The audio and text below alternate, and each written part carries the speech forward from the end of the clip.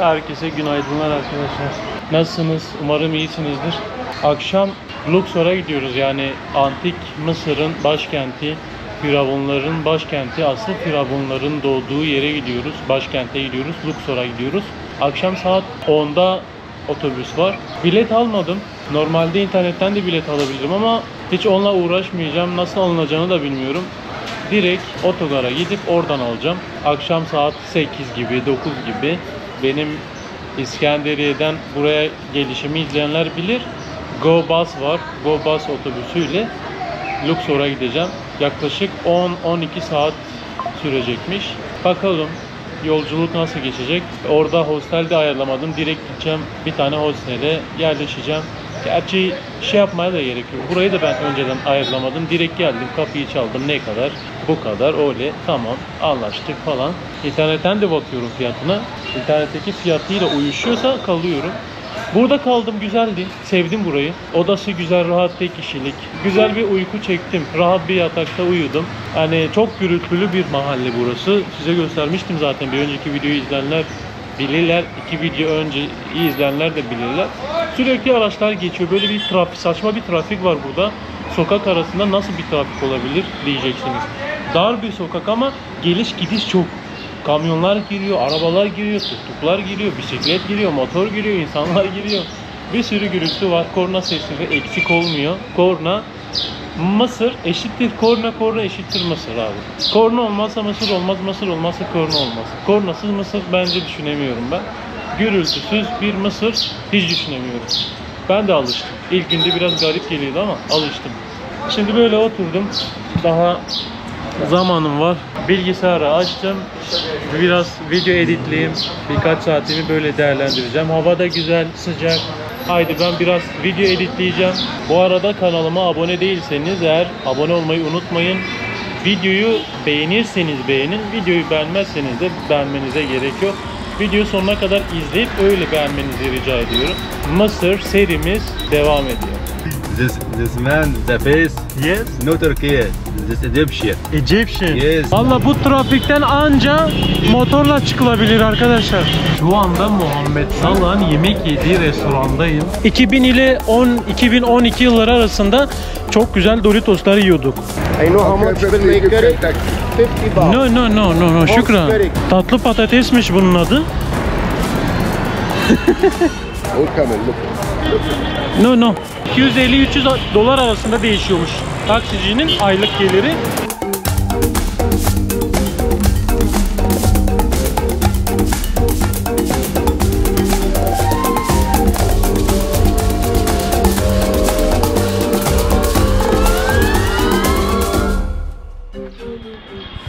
Gidiyoruz arkadaşlar. Taksi çağırdım InDrive'dan. Hem KRM uygulaması var hem de InDrive var. Ben buradan 147 pound'a yani 3 dolara yaklaşık 19 kilometre gideceğim.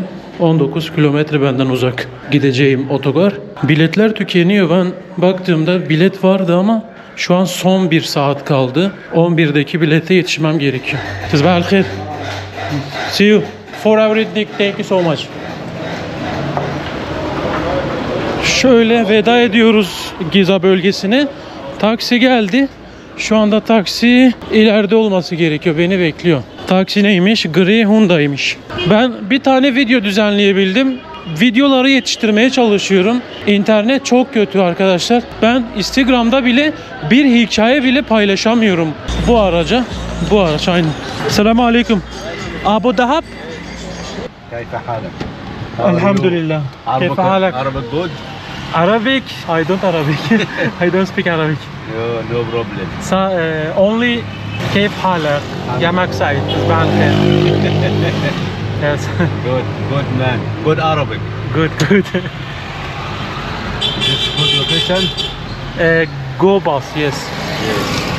I want to go to Luxor. No, mashallah. Yes. Luxor, good city. Luxor, yes. Good city, good. Güzel şehirmiş Luxor.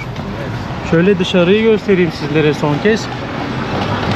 Arkadaşlar bir de burada şöyle bir şey fark ettim. Yani terasta otururken biraz hani havaya baktım falan da geldiğimden beri hakikaten de bunu nasıl dile getirmedim bilmiyorum ama güneş yukarıdaysa, en tepedeyse bile sanki güneşin önünde bir tabaka var. Güneş bulanık gösteriyor. Yani bulanık, net bir şekilde güneş görünmüyor. Bakın yukarıdaki tabakayı görüyor musunuz, beyazlık? Gökyüzünde öğle vaktinde veya bu saatlerde hala belli oluyor. Yani güneşi net bir şekilde görmeniz mümkün değil. This man, the face, Yes. no Turkey, this Egyptian. Egyptian. Yes, Ya. same my face. Arkadaşlar beni Mısırlılara benzetiyorlar. Bu yani kaçıncı oldu sayamadım. Birkaç kişi de öyle dedi. Bu abi de aynısını söyledi dedi. Mısırlılara benziyorsun, Türklere benzemiyorsun diye. Look my face and my face same yani 50. Yes, yes. بس تركيا بقى كان Yes. ايجيبشن الخلافه العثمانيه. Yes. Yes, my dad Turkey. You did? Yes. Yeah. But mom, Mom, Turkey. Your yes. mom. Yes, God mom. Turkey. Allah Allah, annem Türkiye'den diyor da çok anlamadım.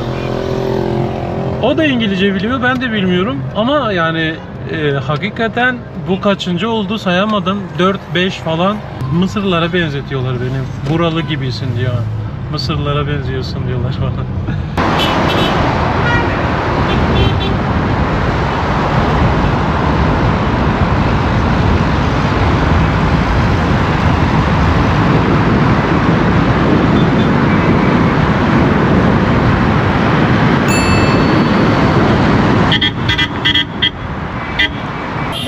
What time and go boss?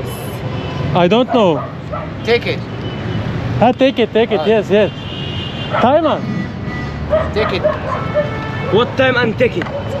take What it. time? Ha, 1-1.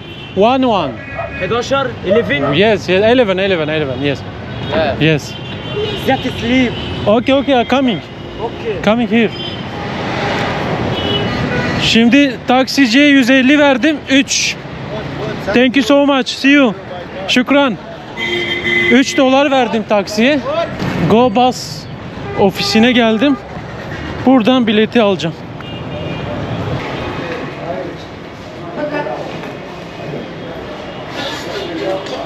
Ticket? Ha, okay. Ha. Sıra numarası alıyormuşuz. Ha.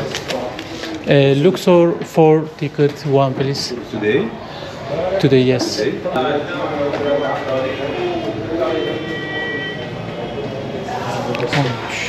Bileti aldım. Bilet saat 11.05 geçe kalkacak. 11.05 geçe hareket ediyormuş. Luxor'a gideceğiz. 44 numaralı aldım ve 700 pound ödedim. 700 bölü 41 6 yapıyoruz. 13,5 dolar. 13,5 dolara business bilet aldım. VIP bilet aldım. Yani şöyle söyleyeyim sizlere, business bileti niye aldım? Diğer otobüsler çift koltuklu, bu tek koltuklu. Diğer otobüs 450 pound, 250 pound fazla vererek, yani 5 dolar fazla vererek aslında bunu aldım. Diğeri de full doluydu, yani kararsız kaldım biraz ya. Neyse, olsun.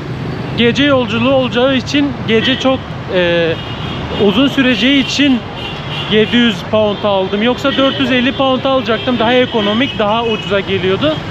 Yolda uyumak için, rahat olmak için en azından 10 saat, 12 saat yol sürecek 700 kilometrelik bir yoldan bahsediyorum. Yani 10-12 saat arasında sürecekmiş. O yüzden iyi otobüs olmasını istedim. Şimdi motor çağırdım. Motorla bir lokantaya gideceğim. Yakınlarda hiç lokanta yok. Koşarı yemeye gidiyoruz arkadaşlar. Yapacak bir şey yok. Etrafta çok lokanta vesaire gibi şeyler yok. Ben de direkt motosiklet çağırdım. Yarım dolara beni 1,5 kilometre uzakta olan bir koşarı lokantasına götürecek. Vallahi bu trafikten anca motorla çıkılabilir arkadaşlar.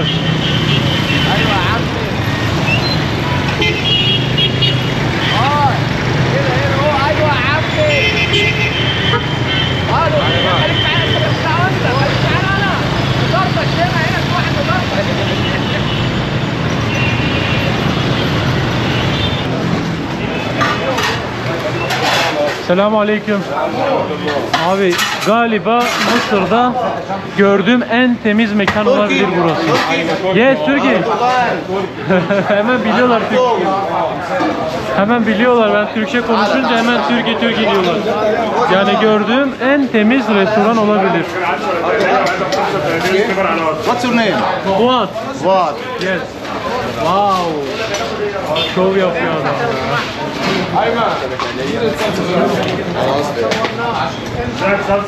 Koşari? Ah, kosher. Ah. It's good. Wow. شيف احمد شيف احمد أحمد. ممكن نعدي بطولي Ahmet Saudi. ممكن نعدي بص هو يعمل لك فيديو Okay, okay. Sorry. Neyse hemen bir şey yapalım. Mısır'da gördüğüm en temiz restoran burası olabilir. Yani hiç beklemiyordum. Tabi lokasyona göre değişiyor bu. Ben şu anda benim bulunduğum konu biraz daha yeni yerler, yeni binalar. Lokal insanların olmadığı yerler bunlar. Daha çok böyle elit kesimin, biraz daha varlıklı insanların yaşadığı bir konumdayız. 35.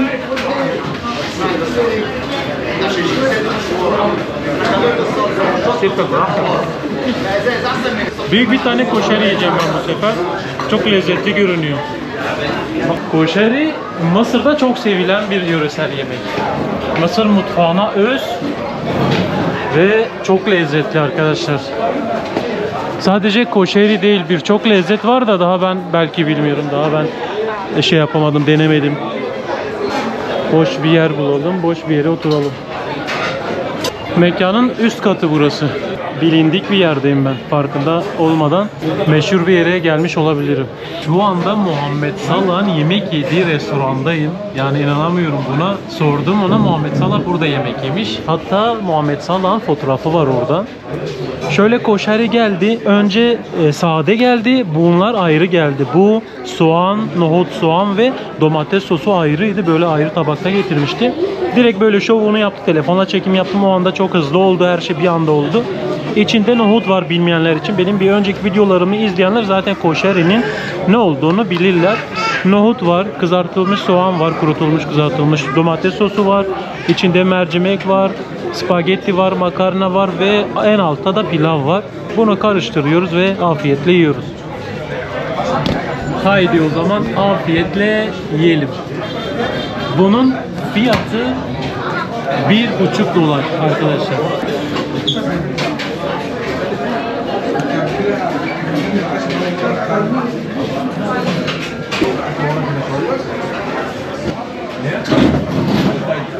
Vallahi fiyatına şaşırdım desem yeridir.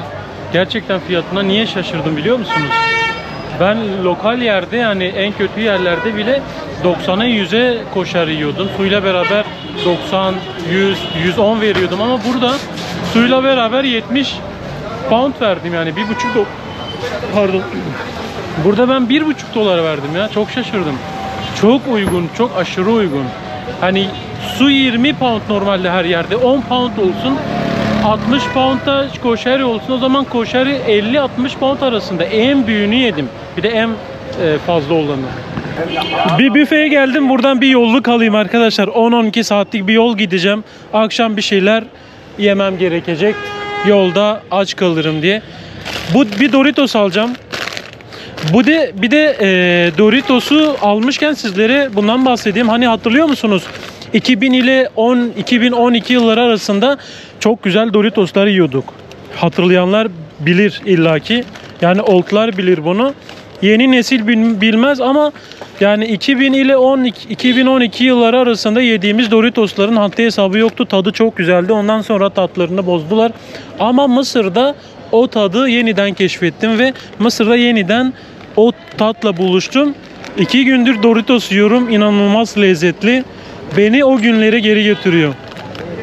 Beni 2000 ile 2012 günlerine götürüyor. Hakikaten hiç, yani keşke Türkiye'de de bu tat bozulmasaydı. Aynı tat kalsaydı. Bundan bir tane alacağım. Böyle bir Doritos. Bir su alırım. Bir de şu noodle'dan, geçen bu noodle'dan yemiştim. Akşam çok acıkmıştım. Yanımda noodle vardı. Gittim otelin terasında bu noodle'dan yaptım. Gerçekten tadı çok lezzetliydi. Çok hoşuma gitmişti benim. قال لك الايد الشقيانه كسبانه صح عايز القطع يبقى مش عايز تكسب. انا كمان لازم يبقى لينا ايه؟ جنيه نفعنا في صناعة هو الكم. Burada közde tatlı patates satıyor. Ben biraz izliyordum. Abi bir tane aldı. Bak gidiyor şu anda. Ben sadece izliyordum. Bir tane aldı, para verdi, dedi ki ona da ver.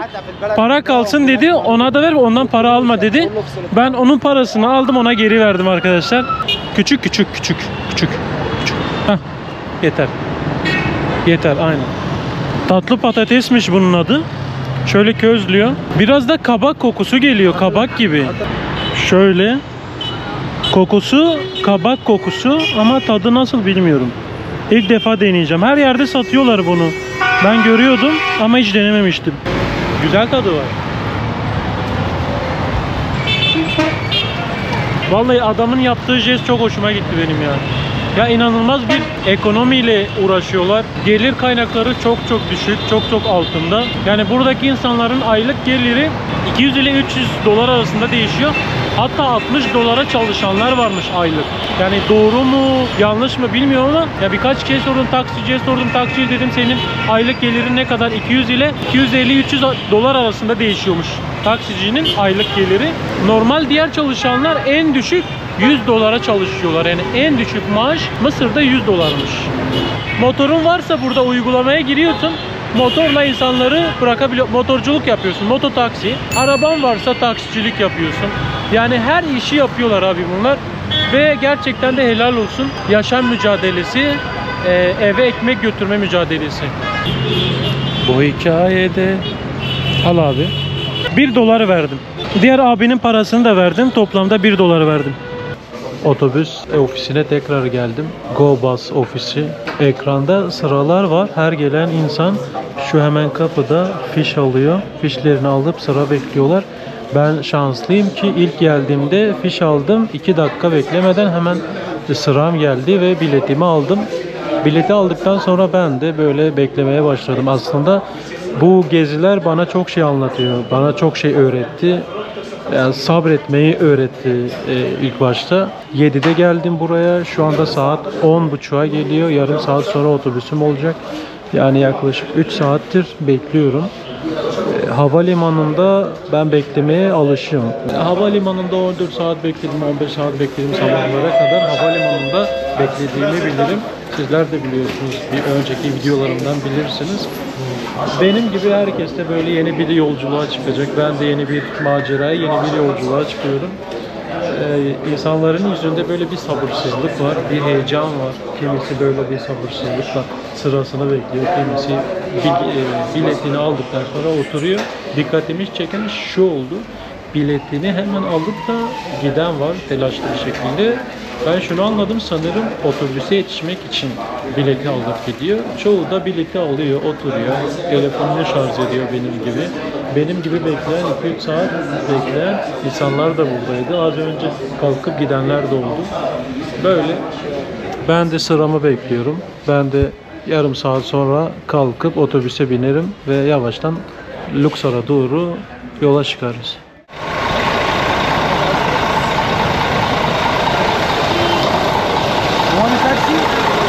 No. بلكوين What? وتقدر صايد بلك كنز بلكوين هاتشبسوت تمبر الاست بنك هير No, no. كارناك لوكسو نايس هوتيل جود برايس Right? يا جود برايس هو كمان لوك No, no. Şükran habibi. No, şükran. No. Abi peşimden geliyorlar ya. 50 باوند اني واي Nereye?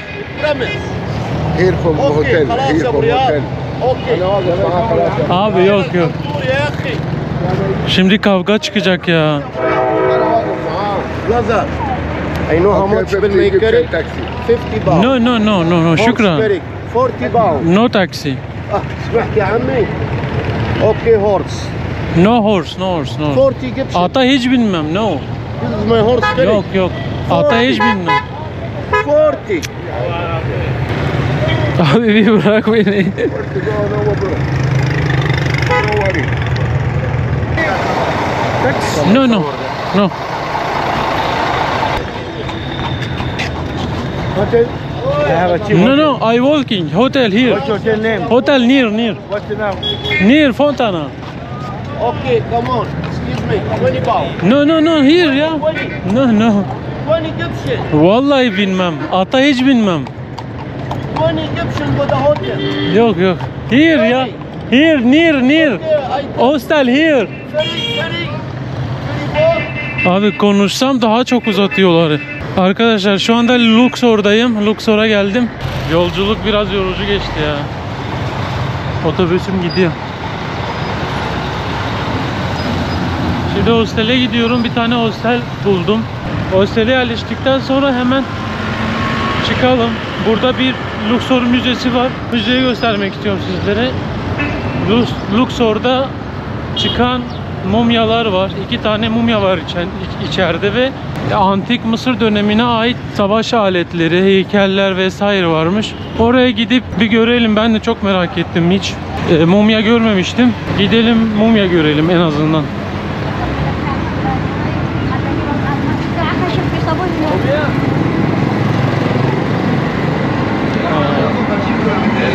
Selamun aleyküm. Welcome. Come. Şükran. شكرا. عربي انت ده. Falafel? بلا دو. No. Şükran. I coming. Şükran, I coming. Acıktım ama şu an yemeyeceğim. Bir hostele gideyim de ondan sonra yerim. Here. Allah'ım, adam peşimden geliyor araçla ya. Yani bir şey de diyemiyorum. Adamların işi bu. Yani kendimi onların yerine koyuyorum. Empati kurmaya çalışıyorum. No, thanks. Şükran. Bakın benim terliğe ihtiyacım vardı ya. Benim terliğe ihtiyacım vardı arkadaşlar. Terliğim yok benim. Şöyle. Hello. Şöyle hafif bir şey yok mu ya, hafif? Bak yenisini çıkardı. Ben geldim hemen yenisini çıkardı.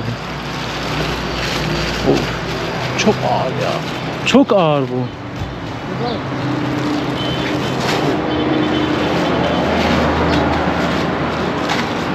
Tabii dağıttı her yeri.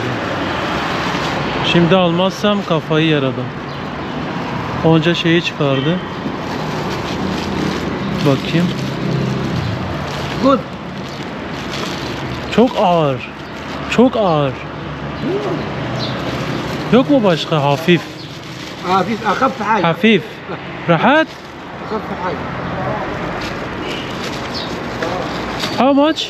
100. 100. 2 dolarmış bu. Pazarlık yapsam mı ya? 50 pound. Yeah. 50 pound. No. 100. 100.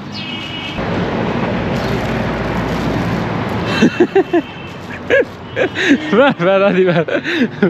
ver.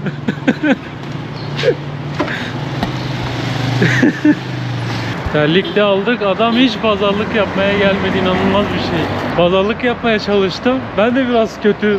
Biraz acemilik de var bende. Alacağım varmış benim. Where are you going? Where are you going? Arkadaşlar şöyle bir hostele geldim. Mahalle arasında. Bakın. Mahalle arasında burası bir hostel. Fontana Otel diye geçiyor Luxor'da. Normalde internette daha pahalıydı. Biraz pazarlık yaptım. Geceliği 400 pound'a getirdim. Yani 7,5 dolara getirdim. 2 gece 15 dolar vereceğim. 300 pound'a da ayarladım aslında. Bir tane odayı 300 pound'a ayarlayacaktım. Dedi ki banyo ile tuvalet ayrı dedi. 300'e indirdim ben. 500'den 300'e indirdim. Banyo ve tuvalet odada varsa bana 600 demişti. Onu 400'e indirdim. Evet. Oda böyle. Hadi oda tanıtımına geçelim. Sizlere odayı göstereyim. Tek kişilik oda. Normalde paylaşımlı odalar da var. 300 pound yani 2 dolar fazla vererek tek odaya geçtim. Hem de banyosu ile tuvaleti içeride. Şöyle banyo ve tuvalet içeride. 2 dolar fazladan verdim. 2 dolar fazladan vermesem paylaşımlı odada kalacaktım. Bu da sanırım balkonu. Şöyle nasıl açılıyor? Açıldı. Şöyle bir balkonu var. Küçücük. Tatlı bir saksı var burada. Hava inanılmaz sıcak. Güneye indikçe hava da ısınmaya başladı. Hava da bir daha çok sıcak olmaya başladı. Hostelden çıktım arkadaşlar. Bir yemek yiyeceğim. Şu ileride bir tane lokanta varmış. Sizlere güvercinlerden bahsetmiştim. Güvercinleri burada güvercin yemeği meşhur Mısır'da. Burada hem güvercin var, hem tavuk var, hem hindi var, hem tavşan var. Satıyorlar. Alan kişi direkt orada kesip müşteriye teslim ediyorlar. Bakın bu bina diğer evlere göre çok daha iyi yapıda, çok boyanmış bir yer. Sanki bu bina özel kurum gibi ama genellikle Mısır'da evler boyanmaz. Boyamazlar evleri. Vergi ödememek için evleri boyamıyorlar. Olduğu gibi bırakıyorlar ve içeriden ses geliyor. Sanırım burası bir okul. Burası bir okul olabilir. Öğrencilerin sesi geliyor. Kalabalık bir gürültü var içeride. Yani arabanın içinde babasını bekleyen küçücük çocuk. Yerdeki kemikleri falan topluyorlar, etleri topluyorlar. Burada genellikle etler dışarıda sergileniyor. Mısır'a geldiğimden beri hep öyle gördüm. Dediğim gibi hijyenle hiç alakası yok. Sineklerle dolu bir kasap düşünün. Etlerin etrafında yüzlerce sinek var. Şu anda Nil kenarına geldim. Bu gördüğünüz Luxor Tapınağı arkadaşlar. Buraya girmeyeceğim ben. Sadece böyle geçerken göstermek istiyorum sizlere. Luxor Müzesi'ne gidiyorum. Sizlere orayı göstermek istiyorum. Şöyle Luxor Tapınağı. Daha önemli tapınak var. Karnak Tapınağı. Luxor Tapınağı'ndan daha önemli, daha iyi. Bir sonraki videoda onu göreceksiniz. Şimdilik müzeye gidelim. Size müzeyi göstermek istiyorum. Ha, şükran. My shoes, baby. Şükran. Baby, my shoes. Hello, my shoes. Aslında cevap vermesem duracak da cevap verdiğim için çok üzgünüm. Baby, Hayır. baby. Hello, my Hayır. shoes. Şükran. Aleyküm selam. Selam. Şükran. Zaman yok. Durursam beni yarım saat oyalar. Benim gitmem gerekiyor. Daha önce böyle bir şeyle karşılaşmadım. İnsanların böyle yerlerde ısrarla peşinden gelmesi falan. Ne bileyim, dokunmaları, çekmeleri. Çocuk çekti beni arkadan. Çekmeye çalışıyor beni. Ondan şey alayım diye, bir şeyler satıyor alayım diye beni arkadan çekiyor. Hepsi ısrar ediyor. Taksiciler, faytonlar, deve satanlar, at pazarlayanlar, yolda geçen herhangi biri. Hepsi de bir şeyler satmaya ve para isteyenler ayrı, bir şeyler satmak isteyenler ayrı. Hani bir şeyler satmak isteyenleri de anlarım, biraz ısrar eder ama ne bileyim, dokunulmaması gerektiğini düşünüyorum. Ha, dokunma abi. Bir şeyler satıyorsan göster, alıyorsam zaten alırım. Çok fazla ısrar etmene de gerek yok. Buradaki turistleri kaçırırlar hani artık. Turistler de bıkmış. Az önce mesela ben otobüsten indiğimde birkaç tane taksici kadının etrafını sardılar. Kadın bağırdı hepsini. Bir şeyler dedi. Çinliydi kendisi zaten. Büyük bir ihtimalle yorgunluk, stres, yol yorgunluğu ve yaşadıklarından dolayı o kadar çok ısrar ediyorlar ki artık kadın patladı orada. Yani ben kadının sesine bile korktum, düşünün artık. Önümde böyle bağırdı onlara. Hepsi çekildi. Kadın yoluna gitti ve o an taksicilerin etrafımı sarması ve diğer taksi demesi, ben daha ucuzum demesi, nereye gidiyorsun demesi falan, bir an kendimi futbolcuymuşum gibi hissettim. Sanki böyle bir transfer teklifleri alıyormuşum gibi. Sizlere öneri, tavsiyem, eğer buraya gelirseniz, yani bir şey almak istiyorsanız mutlaka pazarlık yapın. Yani mutlaka pazarlık yapmanız gerekiyor. Fiyatı gereğinden fazla abartıyorlar. 1 dolarsa 10 dolar diyorlar. Bilginiz olsun. Bakın ben konuşurken bile arkadaki at faytonlar falan bağırıyor. Gel gel diye. Satmaya çalışıyor, pazarlamaya çalışıyorlar bana. Bakın gördüğünüz Luxor tapınağı böyle devam ediyor arkadaşlar. Yani müzeye gidene kadar da görebilirsiniz tapınağı böyle dışarıdan da. Açık hava müzesi.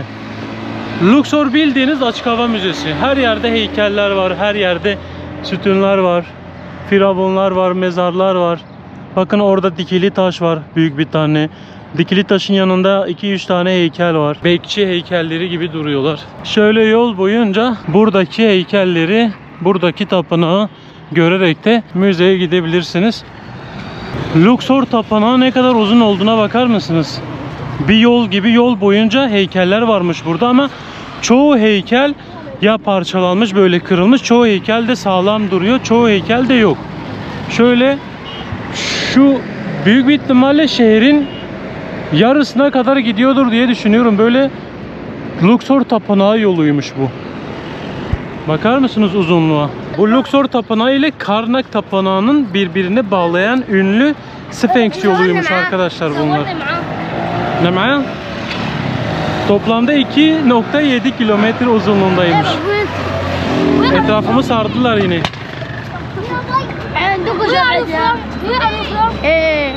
Türkiye. Selam. Selam, hadi bay bay. Bay bay. Gideyim ben. Oğlum bir şeyler anlatıyorum. Durun bak, bir şeyler anlatıyorum. Tapınak, tamam mı?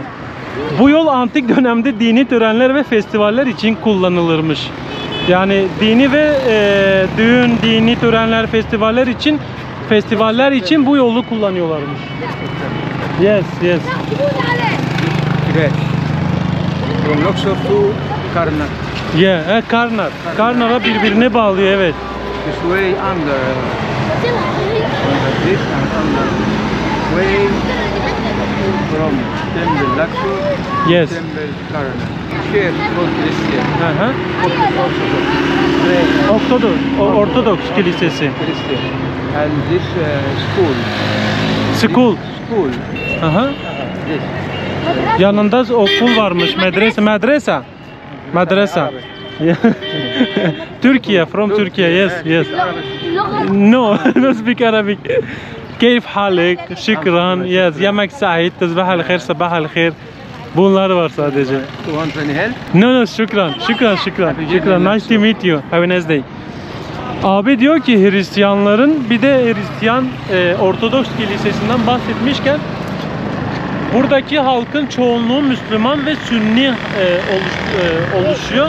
Hristiyan Kıpti dinine mensup olanlar da var. O yüzden çoğu yerde kilise görmeniz mümkün. Ben birkaç tane kilise gördüm buraya gelene kadar. Yaklaşık 2 kilometrelik bir yol yürüdüm.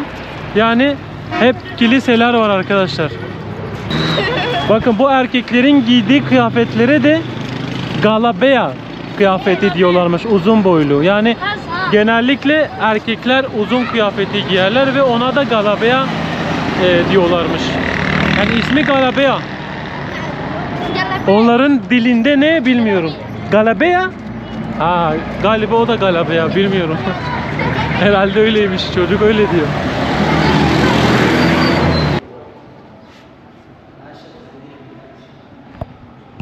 Şu anda Luxor Müzesi'ndeyim. Çok sessiz ve sakin. Çok fazla kalabalık değil, turist de yok. Bu gördüğünüz heykel tamamen mermerden yapılmış. Bakar mısınız? Çok iyi korunmuşlar. Sanki hayat durmuş, zaman donmuş gibi. Böyle hiç zarar görmemişler. Geçen sene yapılmış gibi.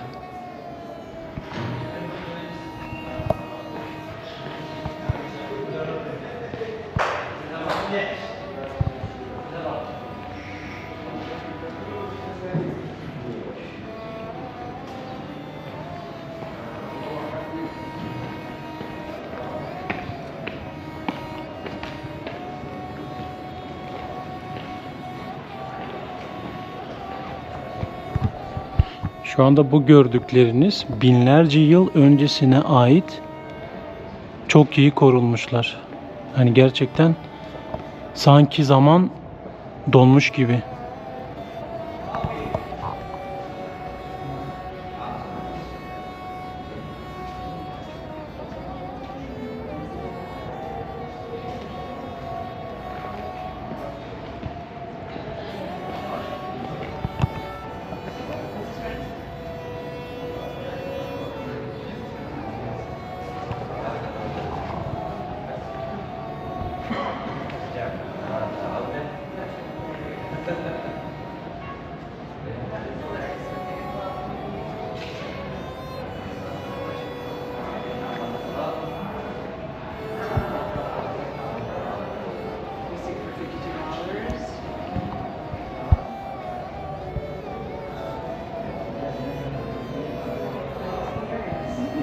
Gerçekten müze çok küçük ama çok etkileyici.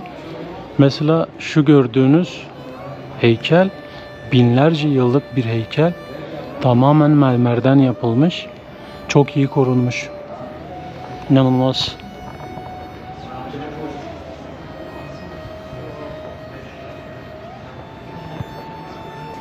Buradaki gördüğünüz heykellerin çoğu Karnak Tapınağı'ndan veya Luxor Tapınağı'ndan gelen heykeller ve parçalar.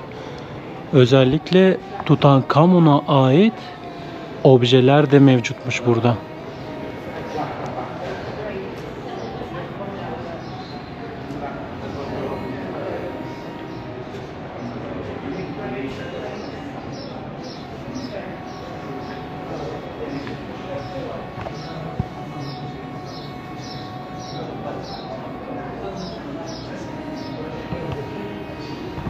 Bakın burada bir tane mezar taşı var.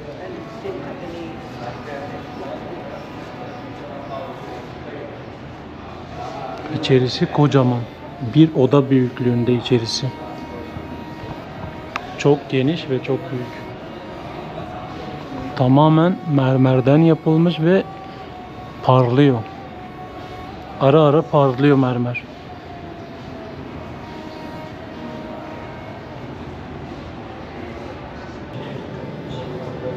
Müze gerçekten çok sade ve çok sessiz sakin. Çok yoğun değil, kalabalık değil.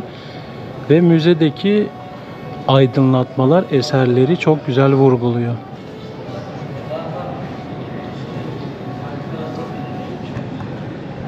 Bu arada gördüğünüz sakal takma sakal. Genellikle asil görünmek için erkekler dahil, kadınlar da dahil, erkekler de takma sakal takabiliyorlar. Erkeklerin orijinal sakalları oluyor. Kadınlar da asil görünmek için de takma sakallar takıyormuş antik Mısır döneminde.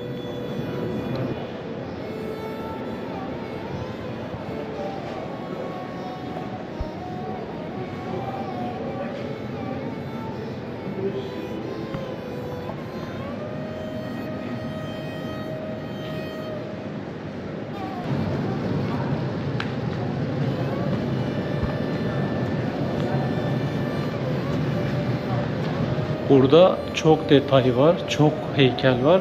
Her detayı, her heykeli sizlere göstermek istemiyorum. Göstererek de canlarınızı da sıkmak istemiyorum.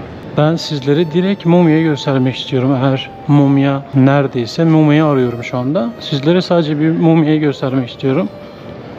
Çok daha fazla da videoyu uzatmak istemiyorum.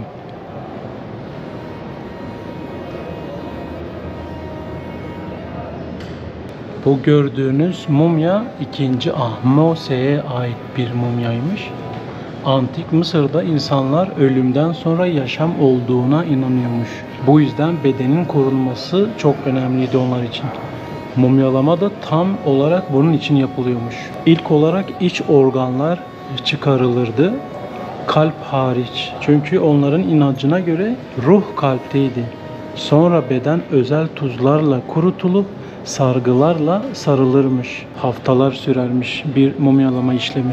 Bazı mumyaların bugüne kadar bu kadar iyi korunmuş olması gerçekten inanılmaz. Düşünsenize, karşımdaki duran mumya 3000 yıl önce hayattaydı. Ve 3000 yıl önce yaşıyordu. Gerçekten de anlatıldığı gibi çok kısa sürdü.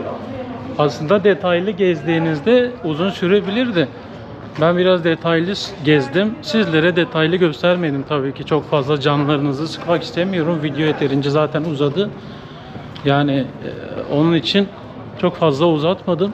İçeride mumyalar var. Tek esprisi içeride mumyaların olması. Yani 2 tane mumya var. Ahmosa mumyası ve o telaffuz edemediğim Haroa mı ne? Haroa mumyası.